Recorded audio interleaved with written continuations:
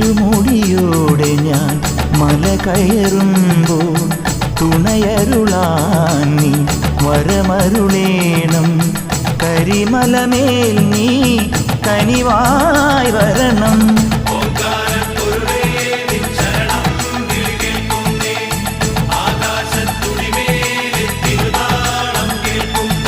പൊന്നു പമ്പയിൽ പ്രണവരൂപനായി വന്നുദിച്ചൊരൻ ഗണപതിയെ, ഗംഗാധര സുത ഗണപതിയെ, ഗം ഗണേശ ഗജമുഖ ഗണപതിയെ.